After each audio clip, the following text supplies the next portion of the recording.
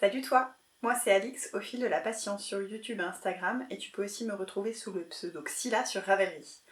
Aujourd'hui on est, j'allais dire fin février, presque fin février. C'est la première fois que je reviens te voir en cette année 2025 et du coup vu que ça fait plus de 2 mois ou à peu près 2 mois que je suis pas venue, j'ai pas mal de choses. Alors, j'allais dire pas mal de choses à te montrer, oui et non, parce que j'ai pas envie non plus que ça fasse un très très gros catalogue de plein de trucs à la suite, et de pas forcément prendre le temps de te montrer en détail ou de t'expliquer un peu les choses. Donc, j'ai fait une petite, entre guillemets, sélection de choses dont j'ai envie de te parler. Voilà, si jamais il y a un projet dont j'avais parlé dans un précédent épisode ou tu as envie de savoir un petit peu qu'est-ce qui est devenu ce projet ou d'avoir plus d'infos dessus, tu peux soit me poser la question en commentaire en dessous, soit aller sur Ravelry pour voir ce que ça donne, soit venir me parler sur Instagram. Y a pas de souci, de toute façon je fais ces épisodes pour créer de l'échange.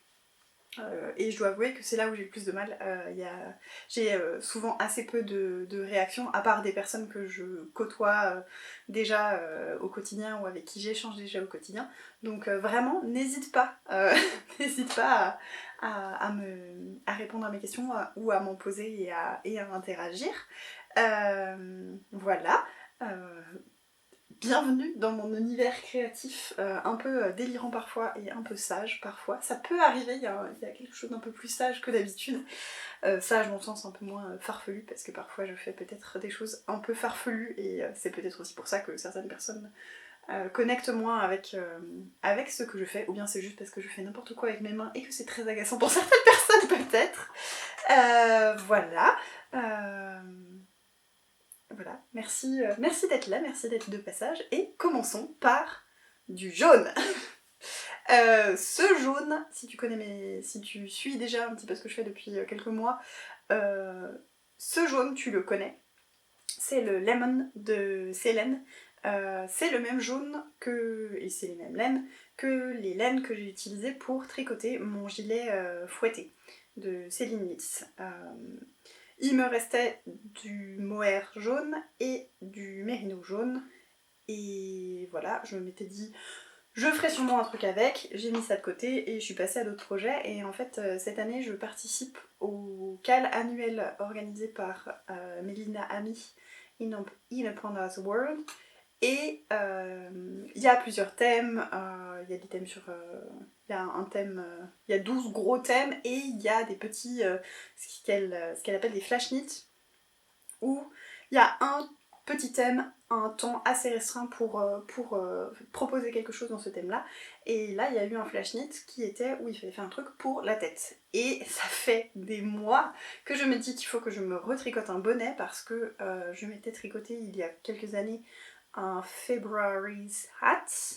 J'ai plus en tête la créatrice, mais c'est un patron qui est gratuit sur Ravelry. J'en avais même fait 3, j'en avais fait un pour moi, un pour mon compagnon et un pour ma cousine. Mais le mien était de base un peu trop lâche, et du coup à force de le porter il s'est étendu, et ben un bonnet qui s'étend c'est pas le plus pratique et du coup ça tient plus très chaud parce qu'il n'est pas vraiment bien plaqué sur les oreilles. Du coup je me suis dit, ce flash knit c'est l'occasion, ça fait longtemps que je dois me faire un bonnet, que je repousse, et ben allons-y en fait, faisons un bonnet dans ces laines là. Alors le bonnet qui est ici, c'est un mélange du patron Corufé de Mélina Ami, qui est un patron gratuit, et du February's Hat, le bonnet de février. Voilà, c'est un mélange des deux, et je l'ai construit d'une façon un peu étrange. Enfin, étrange. Disons que je n'étais pas certaine d'avoir suffisamment de mon fil mérino pour tricoter l'ensemble du bonnet. Je me cogne contre mon meuble et ça fait tout tomber. Du coup, vu que je n'étais pas sûre d'avoir suffisamment de laine pour finir le bonnet, j'ai pas voulu le construire dans la façon dont il est construit initialement. Et j'avais envie aussi d'avoir un bord double. Parce que le Corufé a donc ce motif qui rappelle un petit peu des montagnes et des petites... Alors moi c'est vraiment des noppes dans le patron, c'est des noppes, c'est un point de flocon beaucoup plus petit. J'ai fait des noppes pour avoir quelque chose qui soit visuellement un peu plus présent. Tout ça pour dire que le patron initial de Mélina, on fait un montage, on fait une longue bande de côte. Ensuite, on a du jersey en feu, du jersey en vert, et on a le motif et ainsi de suite, et ensuite on fait les diminutions et on a la couronne. Et le bonnet peut soit se porter slouchy, soit on replie les côtes sur elle-même et on le porte un peu plus proche de la tête avec moins ce côté pendant derrière. J'avais pas... Enfin, si je faisais ce montage-là, le problème que j'aurais eu, c'est que si j'avais plus suffisamment de laine pour fermer le bonnet, j'aurais dû changer de couleur à ce niveau-là et ça se serait vu. Donc je me suis dit, je veux finir par les côtes et je veux faire les côtes sur le même principe que celle du February's Hat, où là c'est des côtes doubles, et donc là tu vas comprendre aussi un peu le pourquoi du comment et voir que j'ai pas fini avec la laine de la même couleur que le reste. Donc c'est des côtes qui sont repliées et cousues sur l'intérieur. Dans le February's Hat, il n'y a pas de couture, en fait on fait un montage provisoire, on fait la longueur de côte, enfin 2 fois la longueur des côtes qu'on veut, on replie et ensuite on va prendre une maille qu'on avait montée, une maille qui sont sur nos aiguilles et on les tricote ensemble et du coup ça fait une couture en tricotant et ça permet d'avoir quelque chose qui est très souple. Ici, je voulais donc ces côtes repliées et je me suis dit, si je fais des côtes repliées, si je finis par mes côtes, dans le cas où j'ai pas assez de laine jaune, c'est pas grave parce que la laine qui me permettra de finir, elle sera cachée et quand je porte le bonnet, tout va bien et on ne voit pas le fait que j'ai manqué de laine, tout comme je vais manquer de batterie. on fera l'épisode en plusieurs fois, c'est pas grave. Donc, ce que j'ai fait, c'est que j'ai fait un montage provisoire et j'ai fait 3 rangs de jersey en vert et ensuite j'ai monté tout le bonnet. J'ai modifié donc, comme je te le disais tout à l'heure, j'ai fait vraiment des noppes en utilisant la technique qui est présente dans les patrons de Yarn Flakes parce que c'est la technique que je trouve la plus simple, que je comprends le mieux et qui donne un rendu qui est vraiment sympa. Et c'est des noppes qui, y a une petite façon de les bloquer, donc elles vont vraiment rester sur l'endroit du tricot. Elles vont pas avoir tendance à rentrer ou à passer de l'autre côté. J'ai modifié aussi un tout petit peu le placement des noppes. C'est pas tout à fait comme dans le patron. Et j'en ai rajouté aussi jusque dans la couronne de diminution, ce qui n'est pas le cas dans le patron initial. Donc voilà, j'ai un peu plus de noppes que le patron. J'ai mis quelques notes sur Ravelry pour parler des modifications que j'ai faites. Je suis pas sûre que ce soit vraiment utilisable pour quelqu'un d'autre que moi. Mais voilà. J'ai fait ça, j'ai fini mon bonnet. Enfin, j'ai fermé mon bonnet et ensuite j'ai repris mon montage et je suis repartie en jersey dans l'autre sens parce que j'ai essayé le bonnet et je me suis dit en fait avant de faire les côtes il faut encore que je fasse quelques rangs de jersey, donc j'ai continué à faire un peu de jersey en vert et ensuite j'essayais au fur et à mesure et après j'ai fait des côtes, je suis tombée en rade de coloris jaune. J'ai pris un autre coloris, qui est un coloris beige que j'utilisais pour faire des échantillons et que j'utilise pas. C'est celui qui m'attire le moins, donc je me suis dit je peux le mettre là, de toute façon il se verra pas et comme ça au moins il a un peu une utilité. Et ensuite j'ai fait ma couture. Pour la couture, j'avais pas anticipé, j'aurais dû. En fait, le problème c'est que en faisant la couture, on peut discerner un petit peu la couleur qui est de l'autre côté. J'avais commencé à faire ma couture en beige et en fait ça se voyait un petit peu.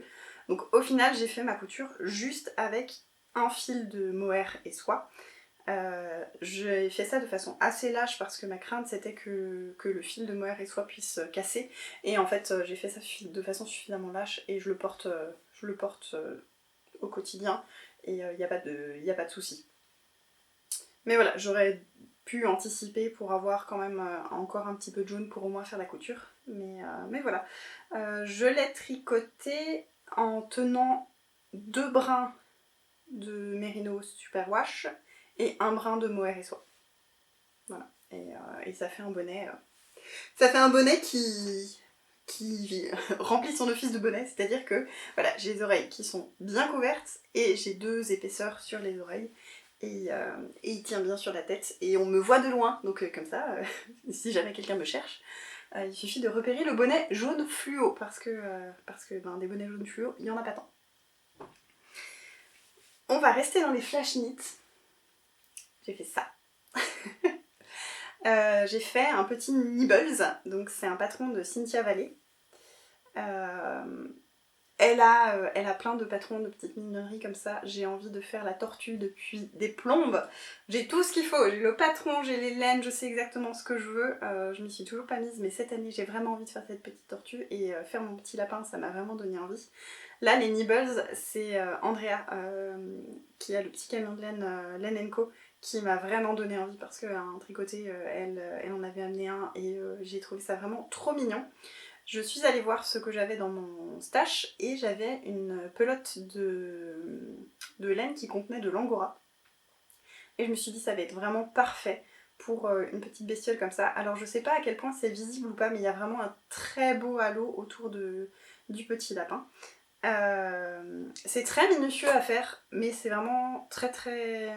Enfin, j'ai pas pu le lâcher. Bon, il y avait le fait que c'était pour un flash knit, donc il fallait faire quelque chose en une semaine, et du coup, bah, avec ça, je me suis dit que c'était possible. J'ai eu un peu peur au début parce que mon montage se voyait beaucoup, mais en fait, vu qu'on vient rebroder, ça s'est plutôt bien passé. C'est la première fois que je faisais de la broderie sur tricot, j'ai pas trouvé ça très évident à faire. Et si on regarde de près, c'est pas nickel, mais franchement pour une première, je suis très contente. Pour l'instant, j'ai un petit lapin tout nu. J'ai prévu de lui faire des vêtements. Il y a des vêtements dans le patron et j'ai prévu de lui faire des frères et sœurs aussi parce que c'est trop mignon et c'est hyper satisfaisant. Et de voir la petite bestiole se faire au fur et à mesure, c'est vraiment très chouette. J'avais un peu peur d'avoir du mal à le rembourrer parce qu'elle nous fait vraiment rembourrer à la toute fin. En fait, à la toute fin, on a juste un trou à ce niveau-là et je me suis dit, est-ce que ça va pas être un peu compliqué? Et en fait, ça se fait bien, il faut sceller d'une baguette ou d'un stylo et on arrive quand même bien à rembourrer. J'ai utilisé une laine qui, du coup, est un peu plus épaisse que celle qu'elle utilise dans le patron, donc mon lapin est un petit peu plus grand.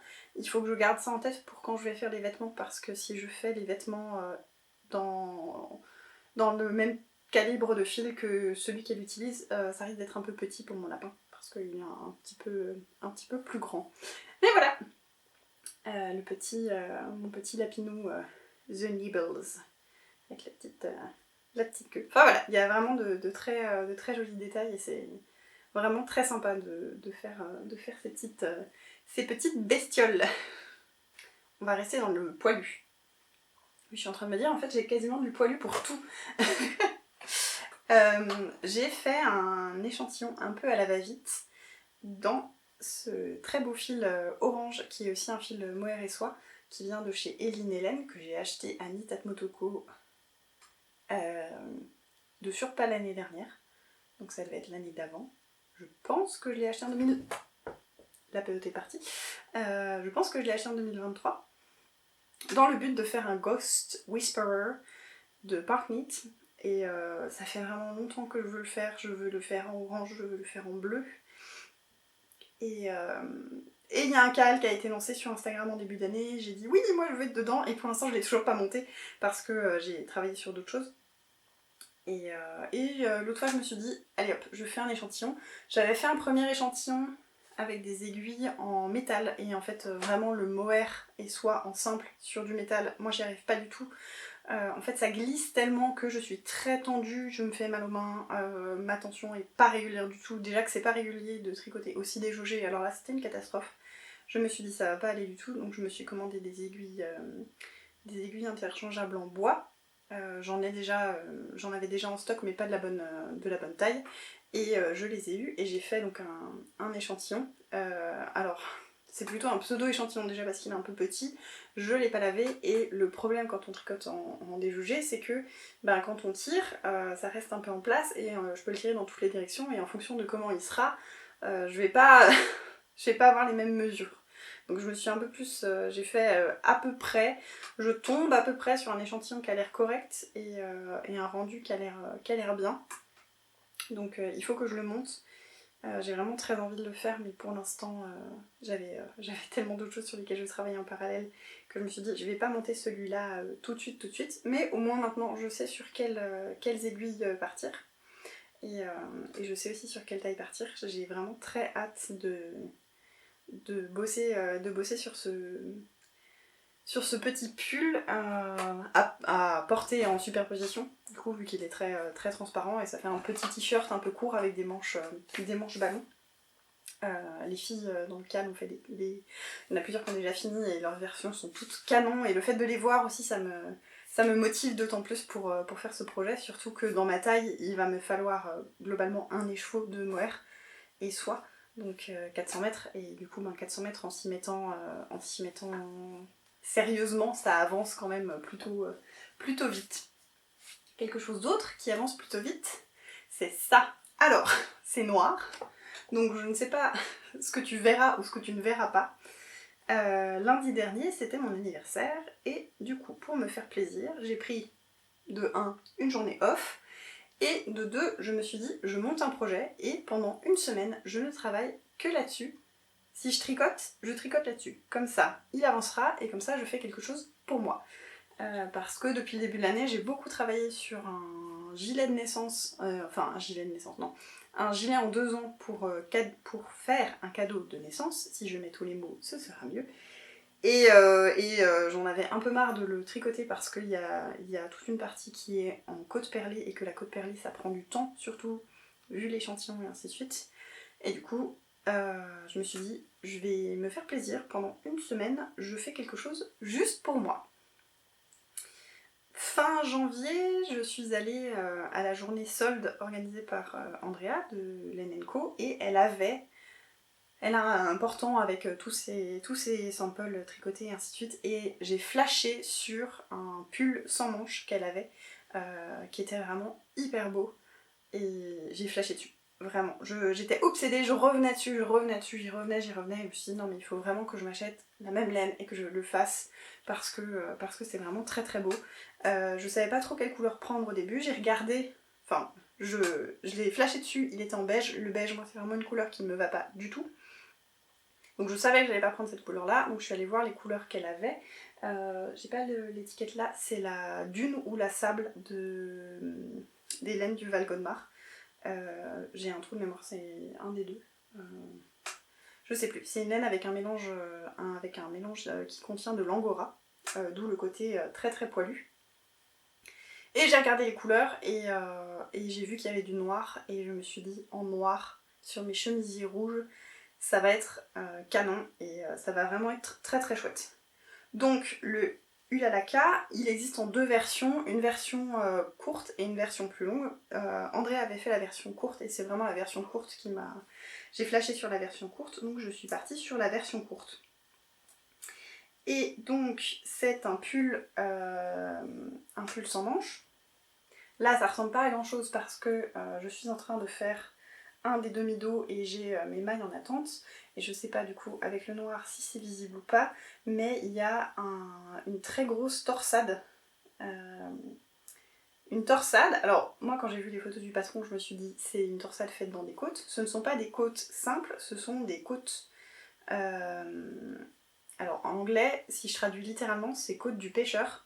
Je ne sais pas comment traduire, je sais pas quel est le terme français pour ce type de côte là. Le rendu, c'est le rendu d'une brioche, mais on le fait pas en faisant un point brioche, la brioche, donc on glisse une maille et on fait un jeté par dessus et ensuite on tricote la suivante, on glisse en faisant le jeté et ainsi de suite. Là on tricote une maille à l'envers et la maille suivante on la tricote en piquant dans la maille du dessous. C'est une autre façon de le tricoter mais le rendu est identique à celui de la brioche. Et cette grosse torsade sur le côté est vraiment très jolie. Voilà, j'ai plein de poils de lapin qui me viennent dans le nez. Voilà, donc je sais pas. Sur le retour là, moi je vois pas du tout si c'est visible ou pas. Si on voit quoi que ce soit, moi je vois qu'un truc très très noir et où on ne discerne pas les détails. Voilà, ça monte, alors ça monte vite, oui, mais c'est aussi parce que j'ai travaillé que là-dessus depuis une semaine et, euh, et ça me plaît vraiment beaucoup et c'est très motivant aussi de le voir avancer et c'est ce que j'aime bien quand j'ai mes périodes comme ça un peu monomaniaque et monoprojet, c'est que de voir vraiment que ça progresse. Voilà, j'ai déjà passé une pelote, je viens de commencer une deuxième et j'ai une troisième pelote encore et normalement dans trois pelotes ça rentre, donc si je continue à ce rythme là peut-être que dans 2 semaines il est terminé.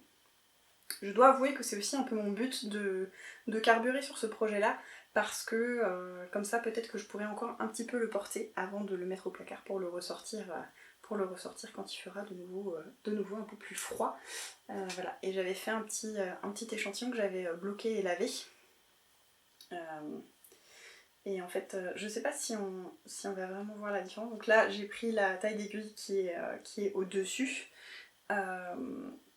C'est une laine qui gonfle bien quand même, qui prend de la place parce que là, si je le mets comme ça avec le blanc derrière, tu vois pas trop à travers. Ici, si je prends une zone...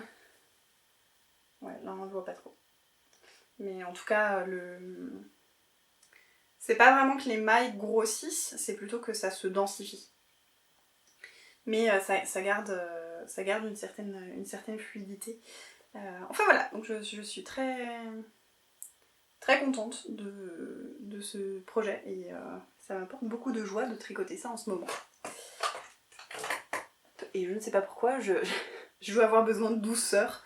Je ne tricote quasiment que des trucs à poil en ce moment, donc enfin je ne tricote pas à poil littéralement, hein, je tricote. A priori la batterie fait censure de blagues nulles.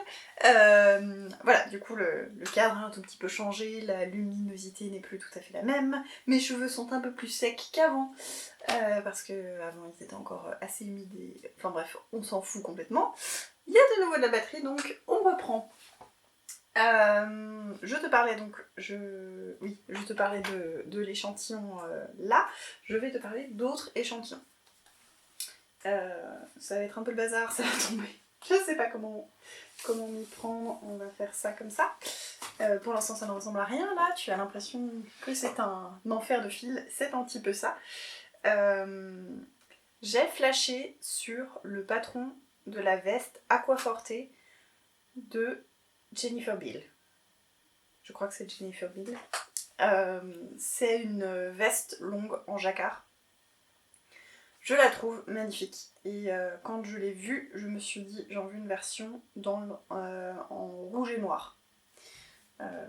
Dans l'idée. Je savais pas exactement où mettre les couleurs et ainsi de suite.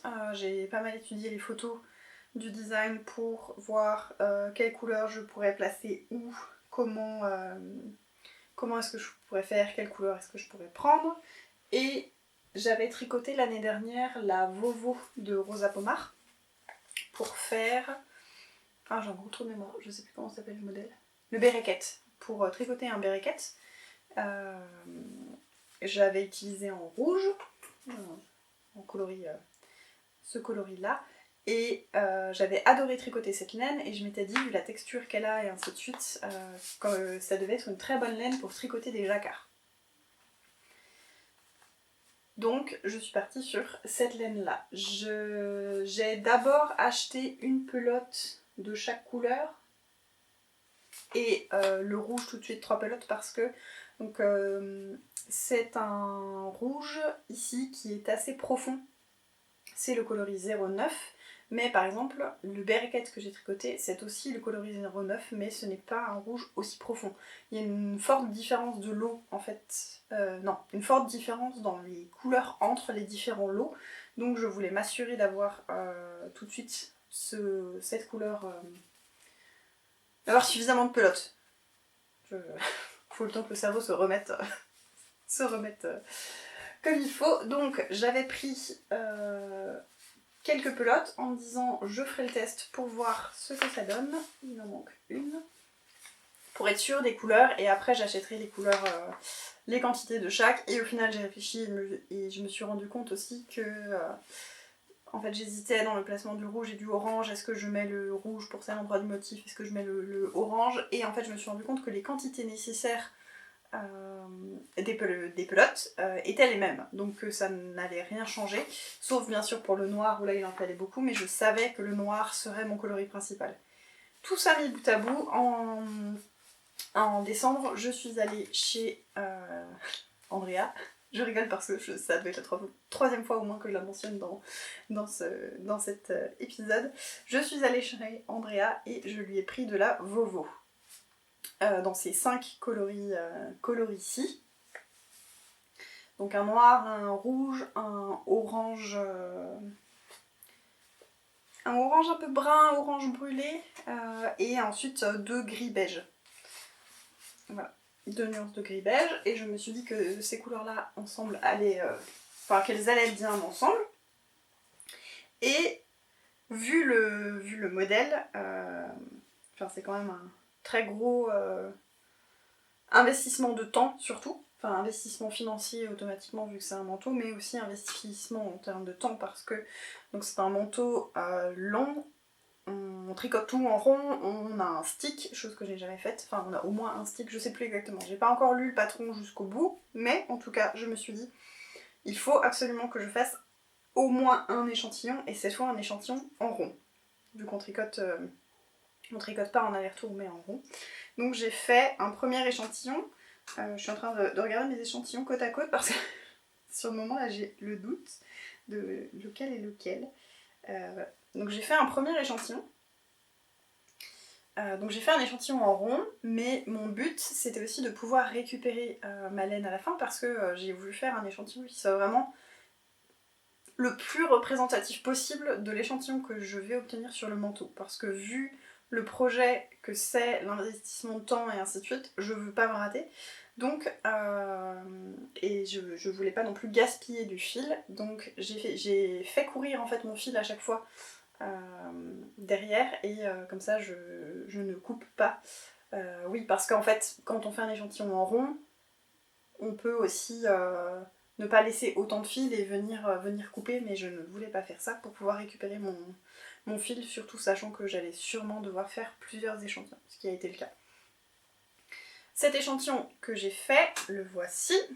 Le but de cet échantillon, c'était de tester l'échantillon, donc de savoir combien de mailles j'avais par 10 cm et combien de rangs j'avais par 10 cm, mais également de tester la combinaison de couleurs, de vérifier que ça marchait bien et que visuellement ça me plaisait d'avoir le orange là où il est et le rouge là où il est. Je savais que je voulais le noir là où le noir est et les 2 gris, sachant que dans le patron, les parties que moi j'ai en gris, il y a une couleur en plus, c'est pas forcément visible de loin, et du coup justement en voyant de loin je me suis dit je peux un tout petit peu simplifier, et ici au lieu d'avoir 3 couleurs dans cette zone grise, en avoir que 2. Et voilà, et donc j'avais fait aussi un premier test sur ordinateur, j'avais dessiné ce motif avec cette combinaison de couleurs et avec l'inverse au niveau du rouge et du orange. Et je me suis dit, j'ai l'impression que cette combinaison-là me plairait le plus, et donc c'est ce que j'ai tricoté. Ça a validé la combinaison de couleurs, je me suis dit, je pars là-dessus. Par contre, mon échantillon était trop lâche. Donc là, quand on le voit comme ça, il est quand même relativement dense, il a un peu de souplesse, mais par rapport au patron, j'avais une ou 2 mailles de trop, je crois. Alors attends, je vais chercher, parce que c'est intéressant pour le coup là de parler chiffres. Je prends mon carnet parce que ça monte, enfin, je fais de la propagande pour les échantillons. C'est parce que je veux vraiment te montrer, pour le coup, là, l'importance de l'échantillon et de vraiment la différence qu'on peut avoir d'une personne à une autre d'un point de vue tension. Et surtout d'un point de vue des techniques. Donc, voilà. Donc, dans le patron, il faut faire 2 échantillons. Il faut faire un échantillon en jersey et un échantillon en jacquard. L'échantillon en jersey du patron, il est de 23 mailles pour 34 rangs. L'avantage que j'ai, c'est que vu que j'ai déjà tricoté la Vovo sur le bereket et que sur le bereket il y a des zones tout en jersey, j'ai ressorti mon bereket, j'ai mesuré directement sur mon projet fini et donc je tombe comme il faut. Qu'est-ce que j'ai écrit ? Oui, bereket jersey bloqué, je tombe à 23 mailles 34 rangs, donc exactement ce qu'il faut, en utilisant des aiguilles 3,75. Sachant que dans le patron, elle utilise une autre laine et ainsi de suite, mais elle utilise des aiguilles 3,5. Donc pour les parties en jersey sur la veste, il va falloir que je prenne du 3,75. Ensuite, dans le patron, pour la partie en jacquard, elle a un échantillon de 23 mailles sur 27 rangs, donc on voit déjà rien que elle a une différence en termes de rang quand elle tricote son jacquard, et elle a utilisé des aiguilles 4 mm. Donc par rapport à son jersey, elle a augmenté de taille parce que c'est assez classique, en tout cas c'est ce qui a l'air d'être le plus répandu, c'est d'avoir un échantillon en jacquard qui est plus serré. Ayant déjà fait du jacquard, je sais que moi c'est l'inverse. J'ai tendance à être très détendue quand je tricote du jacquard. Donc je me suis dit, sachant que mon jersey est ok en 3,75, je vais essayer de faire mon jacquard en 3,5. En diminuant un petit peu pour voir si je tombe sur ce qu'il faut. Et donc c'est le rendu que j'ai ici. Là, avant de laver, j'avais 23 mailles pour 26 rangs. Donc en termes de mailles, de largeur, j'étais bonne, mais c'était avant lavage. Et je sais que la Vovo bouge pas mal, et là, très important de laver son échantillon et de le faire sécher et ainsi de suite. Après, je tombe à 21,5-22 mailles pour 25 rangs. On se dit, c'est une maille. Qu'est-ce que c'est une maille ? C'est rien. Mais en fait, une maille sur 10 cm, ça veut dire que si j'ai 100 mailles, ou bien si j'ai 110 mailles à monter, non, 100 mailles, on va y arriver. Si j'ai 100 mailles à monter, ça veut dire que je vais avoir 10 cm de plus. Est-ce que c'est ça ? Non, pas tout à fait. De tête, j'y arriverai pas. Enfin bref, une maille pour 10 cm, on a l'impression que c'est rien, mais reporté sur l'ensemble d'un projet, en fait on peut facilement se retrouver avec 5 cm de plus, 10 cm de plus, et à la fin on est là, oui mais par rapport à la taille ça correspond pas. En fait, c'est pas le problème. Dans la majeure partie des cas, je pense, ne vient pas du patron qui est mal fait, mais vient du fait que les personnes ne vérifient pas leur échantillon. Et en vrai, là j'ai un bel échantillon fait à part et ainsi de suite. Il faut idéalement aussi contrôler en cours de tricot ce qui se passe. Surtout que là, j'ai aussi un petit peu... Enfin, ça va être un manteau, donc en fait il va y avoir du poids. Donc ça va aussi avoir tendance à un peu tirer dans ce sens-là, donc potentiellement resserrer. Enfin, voilà, il y a plusieurs choses à prendre en compte quand on tricote, et surtout pour avoir un tricot qui soit à la bonne taille. Tout ça pour dire que, du coup, 3,5, c'était pas ok. Donc je suis passée en aiguille 3,25. Et en aiguille 3,25, j'ai à peu près l'échantillon qu'il faut. En tout cas en largeur je suis à 23-24 mailles et en hauteur je suis à peu près 26 rangs. Donc j'ai à peu près l'échantillon du patron, sachant justement qu'il va y avoir ce côté où ça va, avec le poids du vêtement et du manteau long, ça va avoir tendance à un petit peu tirer dessus. Je voulais être sûre aussi d'avoir une densité qui soit suffisante pour avoir un manteau qui se tienne en fait. Parce que si mon échantillon n'est pas suffisamment dense, avec le poids ça va encore plus tout étirer et ce serait dommage d'avoir un manteau qui n'aille pas du tout juste parce que l'échantillon n'est pas assez dense. N'est pas assez dense. Voilà, donc vraiment j'ai pris le temps et c'est sûr que c'est pas hyper fun de faire des gros échantillons comme ça, et surtout quand on a très envie de se lancer dans un projet qui nous motive énormément. On a l'impression de perdre notre temps, mais en fait, si j'étais partie sur du 3,5, mon manteau aurait été beaucoup trop grand. Et vu que l'échantillon n'aurait pas été suffisamment dense, j'aurais eu un risque plus élevé de déformation. Et c'est dommage en fait de passer énormément de temps à tricoter un pull, une veste, pour qu'à la fin, il y ait un truc qui aille pas, juste parce qu'on a voulu économiser même juste 4 ou 5 heures, parce qu'en fait là, le manteau, vu l'ouvrage que c'est, je pense qu'il va me falloir... en référence, j'ai déjà un gilet avec des très grosses manches, un peu gigot, et du jacquard. Il m'a fallu plus de 100 heures, je crois, pour le faire, ou à peu près une centaine d'heures. Mais du coup, c'est un gilet. C'est pas un manteau. Donc là, pour le manteau, je pense qu'il va me falloir au moins 200 heures, en gros. En tout cas, je table là-dessus, sachant qu'il y a le stick et ainsi de suite. En fait, qu'est-ce que c'est 5 heures de plus et par rapport à un projet qui va prendre 200 heures? C'est rien en fait, c'est pas significatif. Tout ça pour dire, faites des échantillons.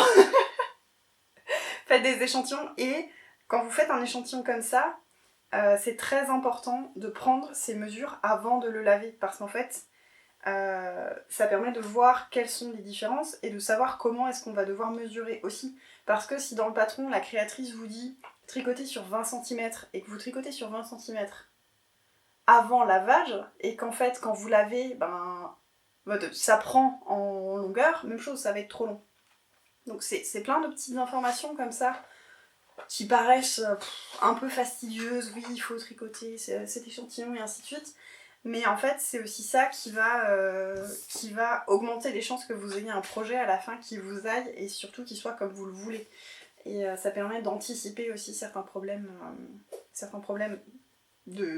que ce soit dans la façon dont ça va tomber sur vous ou bien certains problèmes de déformation du vêtement ou ce genre de choses.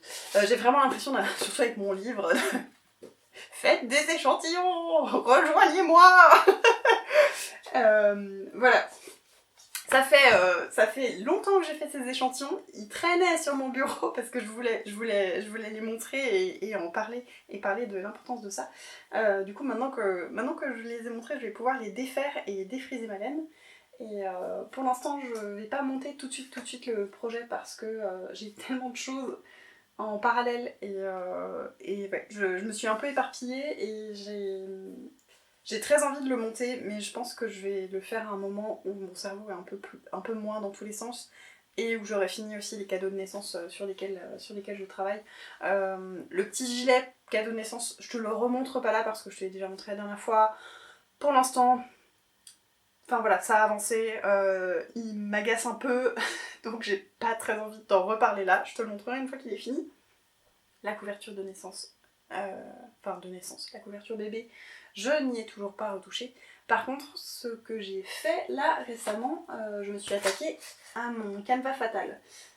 Du canevas, j'en avais fait quand j'étais enfant, et du coup, je redécouvre le canevas en tant qu'adulte. Ce qui est bien avec les kits de canevas fatal, je trouve, c'est que il y a un petit échantillon en fait. Oups là. On revient aux échantillons. Il y a un petit carré d'échantillons pour qu'on puisse s'entraîner, découvrir la technique et ainsi de suite. Alors là, j'ai fait du demi-point classique parce que du canevas, j'en ai pas fait depuis je ne sais pas combien d'années, mais j'allais dire 20 ans, mais non, mais plus. Parce que je pense que à mon avis, ça fait vraiment, vraiment longtemps que j'avais pas fait de canevas, donc je me suis dit je pars sur quelque chose de simple. J'ai fait du demi-point, j'ai regardé les tutoriels et les conseils qui sont donnés sur le site de Canva Fatal et je me suis lancée. J'ai quelques... Donc là c'est... J'allais dire crocheté, pas du tout. C'est brodé avec du fil DMC, le coton Retormat. Les petits écheveaux comme ça.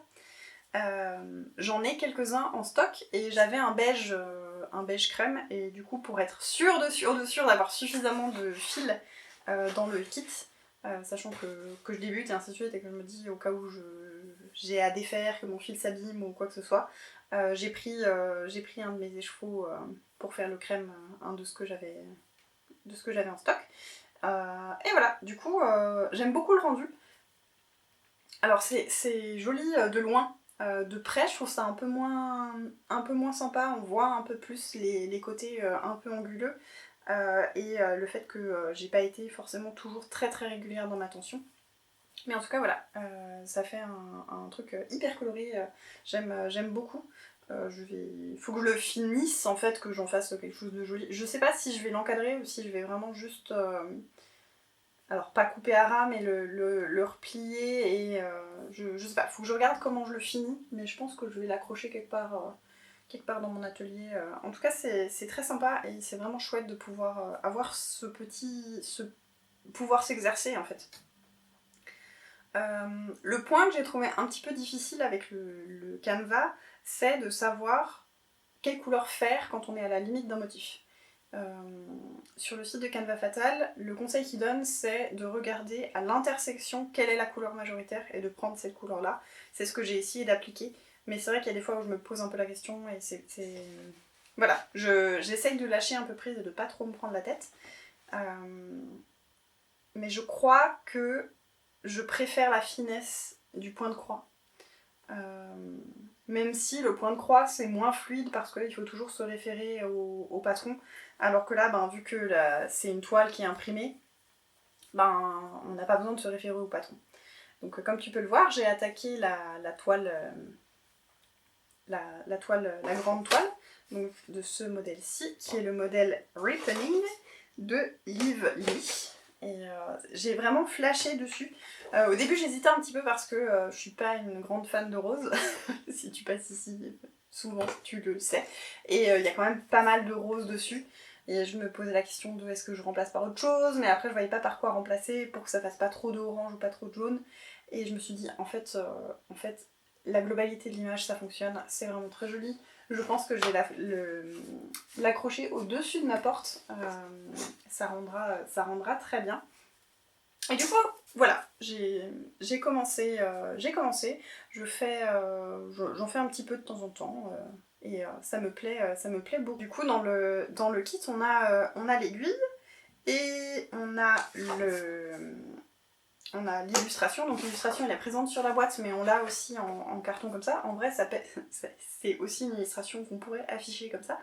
Et au dos de l'illustration on a le détail des couleurs, je te le montre pas du coup, mais on a le détail des numéros de fil et de à quel endroit va quelle couleur.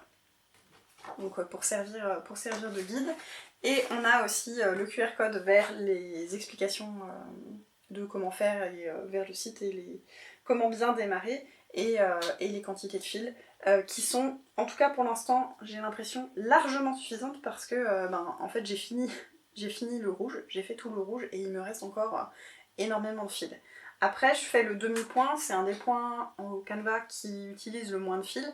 Canva Fatal propose énormément de tutoriels, surtout sur Instagram, je sais pas s'ils sont sur leur site ou pas, pour faire des points fantasy, pas juste du demi-point. J'ai vu passer certains Canva et justement eux ils ont fait celui-là avec des points fantasy et ça rend vraiment extrêmement bien. Je trouve ça rend la chose très intéressante aussi visuellement parce que ça apporte de la texture et j'avais acheté un autre kit et l'autre kit que j'ai pris, je veux faire justement des points différents. Mais avant de me lancer dans quelque chose d'un peu plus technique et plus avancé, je voulais juste faire celui-ci au demi-point. Mais voilà, ça me plaît bien, il y a ce côté où c'est très... Je bug parce que j'ai le mot qui me vient en anglais. C'est un côté quand même très relaxant. Une fois que j'arrête de me prendre la tête avec les bordures de qu'est-ce que je fais et quelle couleur je prends, vu qu'on a juste la toile et notre fil et puis on fait... c'est assez facile en fait, c'est assez accessible je trouve comme technique. Et vraiment, les kits, je trouve, sont très bien faits, très compacts, et de super dessins aussi, et du Canva qui... Je rigole, je vais te le montrer du coup, mais tu vas comprendre pourquoi je rigole. Des Canva qui sont pas kitsch, en fait, avec à chaque fois des dessins faits par des illustrateurs ou des illustratrices, dans des couleurs vives ou pas, enfin, ça rafraîchit le Canva.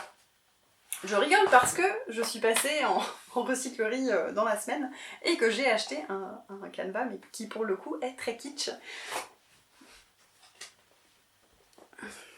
Voilà, j'ai acheté ça. Voilà, donc là on est vraiment dans le Canva à l'ancienne, kitsch au possible, mais en fait je l'ai vu, il était à 2 €.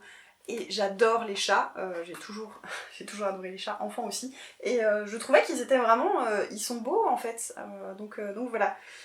Pour l'instant je n'ai pas les fils parce que à la recyclerie, celle où je suis allée, ils vendaient des fils mais par lot de 10. Et le problème c'est que j'ai repéré qu'il y avait quelques couleurs qui m'intéressaient, mais j'avais pas envie d'acheter 10 lots de 10 et au final d'avoir plus de la moitié qui me servent pas. Donc faudrait que je passe chez Emmaüs pour voir s'ils ont les fils ou pas. En tout cas il n'y a pas d'urgence parce que je vais pas le faire tout de suite. Je pense que je vais pas le faire pour l'accrocher parce que autant j'aime bien les trucs un peu kitsch, autant mon kitsch a des limites quand même. Et je suis pas sûre de... Ouais. Je suis pas certaine de l'afficher. Je me disais plutôt le faire et ensuite en faire quelque chose. Comme un gros coussin ou bien le mettre en faire un gros panier à mettre à la maison, plus l'avoir en tant qu'accessoire plutôt que vraiment au mur, sachant que l'espace sur les murs est aussi limité et que j'ai déjà aussi pas mal de points de croix que je veux afficher. Le point de croix peut aussi être kitsch en fonction, mais c'est vrai que je pense que pour moi le canevas il y a aussi ce côté kitsch parce que j'ai en tête les très gros canevas qui sont chez ma grand-mère. Voilà. Et j'ai encore en plus la cartonnette avec les couleurs soit en coton en retors à broder, soit en laine. Et du coup je sais pas en fait si je vais le broder en laine ou en coton. Je verrai, je me suis même posé la question de si je prenais pas de la laine. Je sais pas si... Je me dis que ça pourrait le faire aussi. Mais peut-être un peu plus compliqué pour avoir les bonnes nuances. Enfin voilà, la seconde main, et on rejoint... Du coup j'ai coché une case de bingo, parce qu'en fait, est-ce que j'avais besoin d'acheter ce canevas? Non, parce que j'en ai déjà 2 en stock. Et même chose, est-ce que j'avais besoin d'acheter du jour échelle? Pas du tout. Mais en fait, j'ai au total plus de 5 mètres pour 1,50€, je crois. Non, pardon. Pas 1,50€. 1,60€. Je me suis ruinée. Voilà. Non mais j'en ai du jour échelle, mais pas avec les échelles comme ça. J'ai du jour échelle avec vraiment échelle. Là c'est des échelles croisées. Donc c'était tout à fait justifié de prendre ça. Voilà, je me suis dit que ça pourrait faire joli sur un top d'été ou une chemise ou voilà. Ah, on le voit que j'essaye de me justifier. C'est pas pour rien que j'ai mis plusieurs cases dans mon bingo avec la seconde main parce que si je vais au rayon mercerie, quand je vais en recyclerie ou chez Emmaüs, tu peux être sûr que je reviens avec quelque chose. Voilà. Il y a un gros projet qui m'a occupée depuis mi-décembre, c'est ma robe pour le concours, le défi couture 2.0 organisé par Mode et Tissu. Je t'en parlerai plus dans un prochain épisode parce que la date limite pour soumettre les dossiers c'était le 18 février à midi. J'ai soumis le 18, non j'ai pas soumis le 18, j'ai soumis le 16. J'aurais bien aimé soumettre avant mais voilà, la procrastination a fait que je me suis mise à bosser vraiment sur la robe finie. Alors un peu tard, non, vu que j'ai réussi à rendre dans les temps, mais enfin voilà, ça m'a pris un temps certain. Et pour l'instant, j'ai pas envie de la montrer. Je veux attendre le 5 mars. Donc le 5 mars à 15h, il va y avoir l'annonce des 12 personnes qui sont sélectionnées, donc des 12 robes sélectionnées. Et j'attends en fait ce moment-là pour montrer ma création. Que je sois sélectionnée ou pas, je vais la montrer. Hein. Je suis fière de ce que j'ai fait et je suis très contente du rendu. Donc voilà, un petit teasing il y aura un épisode un peu plus focus là-dessus, très axé couture et ainsi de suite. Enfin, très axé couture, un épisode couture. Mais voilà, ça m'a beaucoup occupée et c'est aussi pour ça qu'il y a un peu, j'allais dire moins de choses, mais de toute façon, vu que je suis pas venue pendant 2 mois, il y a de toute façon beaucoup de choses à te montrer et même si j'ai parfois moins de choses, en fait, on s'en fout, le but c'est de créer, de se faire plaisir en créant. Tout ça pour dire que elle est là. Voilà, petit teasing. rendez-vous le 5 mars sur Instagram pour découvrir ma robe. Et peu de temps après, je pense en vidéo pour que je te raconte tout le processus créatif et ainsi de suite, parce que c'est la toute première fois que je participais à un concours comme ça et que je créais sous contrainte dans un cadre défini, parce que là il y avait un thème qui était contes et légendes, il était une robe, ou il était une robe contes et légendes, je sais plus dans quel sens c'est. Tout ça pour dire que il y a bientôt de la couture qui va arriver, donc si la couture t'intéresse, ben voilà, je pense que tu seras content ou contente. Si ça t'intéresse pas, ben ça peut être intéressant quand même d'écouter, parce que voilà, il y a ce côté processus créatif et pas juste la couture. Et voilà, Karine sera contente vu qu'elle dit qu'elle pourrait... Karine et Amandine souvent me disent qu'elles pourraient même m'écouter lire la recette des crêpes. Voilà, donc on pourra m'écouter déblatérer sur un projet un peu foufou pour moi. J'ai fait un peu le tour de ce dont je voulais te parler. Hier, quand j'ai fait une story sur Instagram en mettant que j'allais faire un épisode et en disant est-ce qu'un question-réponse ça vous intéresserait, j'ai eu j'ai eu des oui et j'ai eu quelques questions. Donc, si tu n'en as rien à faire d'un question-réponse, je te souhaite une bonne journée ou une bonne soirée en fonction de quand tu regardes cette vidéo. Si tu es curieux ou curieuse un petit peu du question-réponse et des questions qu'on m'a posées et des réponses que j'ai à y donner, je regarde vers le bas parce que j'ai pris mon téléphone. Comme ça, j'ai les questions et les réponses. J'ai un peu regardé mais pas trop préparé. Donc on est parti pour le question-réponse. Donc Silou me demande, elle m'a posé 3 questions. Donc elle me demande si je ne devais garder qu'un seul loisir créatif, lequel est-ce que ce serait ? Le tricot. Là pour le coup je réponds directement. Je pratique énormément de loisirs créatifs et j'aime cette diversité. Je serais malheureuse de n'avoir qu'un seul loisir créatif à garder. Mais le tricot parce que c'est vraiment le loisir créatif que je pratique au quotidien. C'est très rare que j'ai un jour où je ne tricote pas du tout. Ça peut être même juste 10 minutes, mais c'est très très rare que je ne tricote pas, donc c'est pour ça que je dis d'instinct le tricot. Et je l'ai vu au moment où, il y a 2 ans et demi, où j'ai eu une tendinite au pouce et du coup je ne pouvais pas et n'avais pas le droit de tricoter pendant plusieurs semaines. Ça a été compliqué, ça a été physiquement douloureux, pas juste du fait de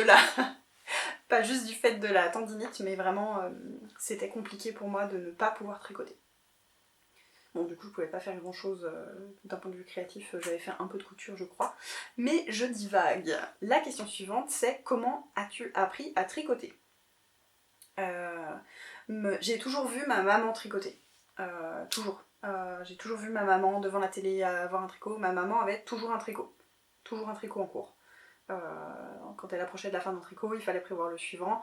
Un projet après l'autre, ou bien parfois 2 projets en parallèle, mais toujours avec son tricot. Et en fait, j'ai une copine avec laquelle je jouais beaucoup. Et un jour, on était allé jouer chez sa grand-mère, et sa grand-mère nous a, je ne sais pas pourquoi, mais sa grand-mère nous a montré comment tricoter. Elle nous a montré comment monter des mailles et comment faire quelques rangs. Et quand je suis rentrée à la maison, j'ai dit à maman, je veux tricoter, la mamie de ma copine m'a montré, j'ai envie de faire, mais je me souvenais pas vraiment de comment elle nous avait montré un peu vite. Et du coup, ma maman a pris le temps de me remontrer et de vraiment m'apprendre à tricoter pour de vrai. Et du coup j'ai fait beaucoup en fait j'ai beaucoup plongé dans les restes qu'avait ma maman et fait des petits carrés. Au début c'était pour faire des couvertures pour mes poupées et ce genre de choses, et j'ai fait une écharpe aussi, une écharpe en côte dans un fil tout doux. Vraiment pas le plus facile pour commencer le tricot, mais je suis arrivée au bout de cette écharpe et j'étais très fière d'avoir fini cette écharpe là. Et ouais, beaucoup de carrés en point mousse dans des restes.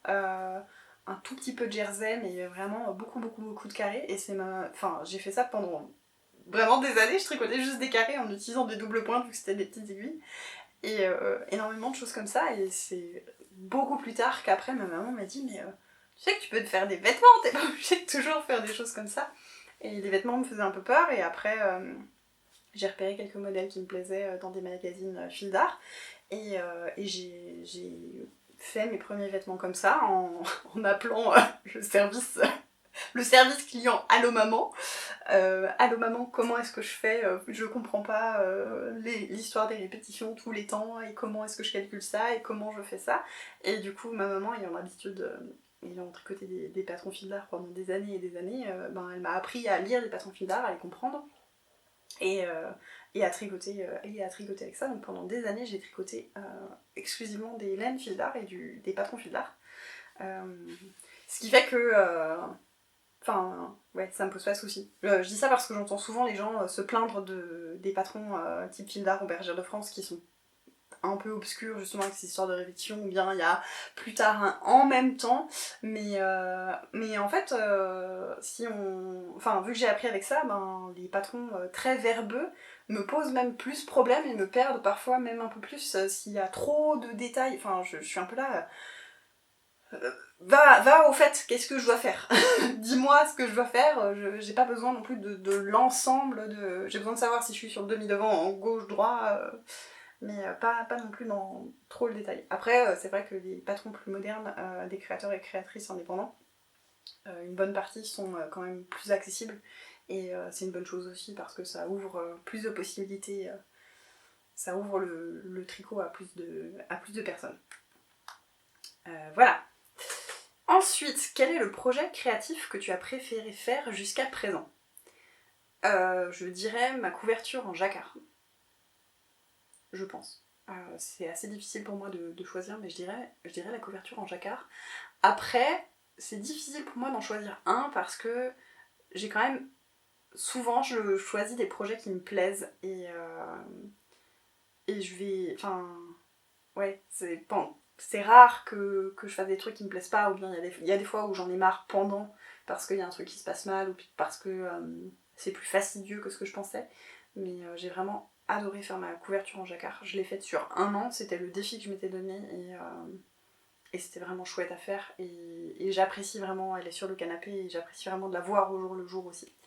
Donc je dirais la couverture. Il faut refaire le code, histoire de pouvoir avoir les questions. Donc, Valérie me demande si je ne devais garder qu'un seul de mes hobbies, lequel ce serait. Donc, j'y ai déjà répondu, c'est le tricot. Aurélienne me demande quand est-ce qu'on se revoit. Je lui ai répondu hier, bientôt j'espère, parce que ça fait longtemps. Et des nouvelles de ma robe. Du coup, c'est soumis, et il faut attendre le 5 mars pour savoir ce qu'il en sera. Amandine Tricot me demande quel est mon point de tricot préféré. C'est une bonne question, je ne sais pas. Je peux te dire, enfin je sais quel point je n'aime pas. Je n'aime pas le point mousse. Alors, je n'aime pas le point mousse, mais j'ai un penguinou qui est là, c'est quasiment exclusivement du point mousse. Mais c'est vrai que le point mousse, c'est pas trop mon truc. Je trouve pas ça très raffiné. Pas que je cherche non plus quelque chose de très raffiné, mais disons que je trouve ça un peu grossier. Mais un point vraiment que j'aime, je sais pas, j'aime bien la texture du point de blé. C'est un peu fastidieux à faire, mais c'est vrai que le point de blé, c'est un truc que j'aime bien. Ou bien les gros panneaux de torsade, mais même chose, certaines dentelles. J'aime bien qu'il se passe quelque chose. Mais après, c'est vrai qu'un pull en jersey tout simple ou en jersey en vert, en fonction de la laine qui est utilisée, c'est aussi très beau. Donc, pas facile de répondre à cette question. Du coup, j'y réponds pas vraiment. Amandine demande où en est mon bingo. Je vais te mettre une image de où en est mon bingo. J'ai déjà coché 4 cases. Voilà, donc ça progresse. J'aurais pu en cocher une 5e. Alors pour mon anniversaire, je me suis acheté un patron. J'ai estimé que ça ne rentrait pas dedans pour ça dans ma tête. Pour l'anniversaire, c'était plutôt vraiment du matériel type de la laine ou ce genre de choses. Et ma maman m'a offert un tissu et je l'ai pas mis dedans. Les copines ont dit que vu que c'était un cadeau, ça ne rentrait pas dans le bingo. Donc, mais voilà, le bingo, je suis vraiment pas très loin de me prendre un malus. Et sachant que à la fin du mois de mars, je vais à Malakoff avec les copines à la fête de la laine, à mon avis, je vais devoir cocher au moins une case. Voilà. Ensuite, c'est Marianne qui m'a posé 3 questions. Marianne Ligiosa, qu'on ne présente plus. Elle a demandé quel est l'ouvrage que j'ai préféré tricoter. Donc Là c'est vraiment orienté tricot parce que c'est vrai qu'avant c'était l'ouvrage, le projet que j'ai préféré faire jusqu'à présent, donc c'était un peu plus vague, mais enfin vague non, plus ouvert. Du coup la couverture, je pense. Quel est l'ouvrage dont tu es le plus fier? La couverture. Non, ma couverture en jacquard, et je dirais aussi mon gilet citrine en jacquard avec les très grosses fleurs. Voilà. Et en couture, la robe que j'ai faite, pour le défi couture 2.0. Et Marianne demande aussi quel est le patron le plus ancien de ma bibliothèque Ravelry que j'aimerais tricoter.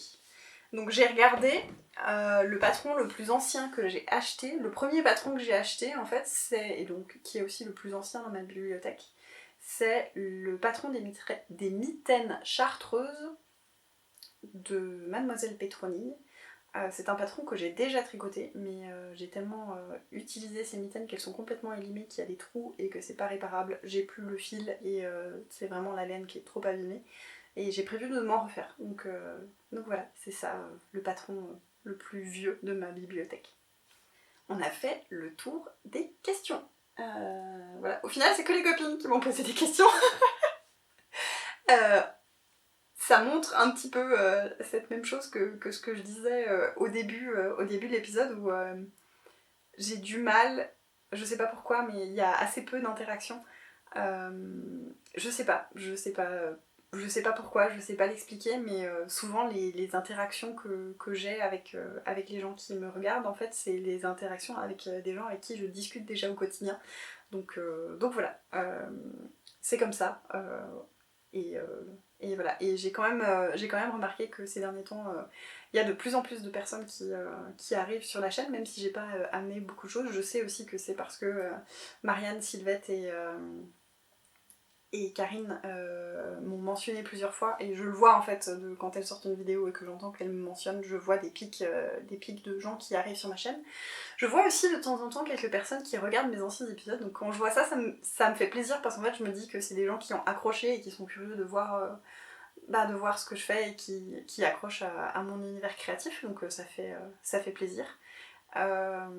Voilà, parce que si je fais ça, c'est pas juste pour être un dimanche après-midi devant une caméra, et à parler toute seule, c'est aussi pour créer de l'échange et un peu rendre l'appareil, parce que je regarde aussi, je consomme beaucoup de contenu créatif sur YouTube, et ça m'inspire beaucoup, et du coup c'est pour essayer de rendre ça et de rendre... j'espère que j'inspire un peu des gens de temps en temps. Voilà.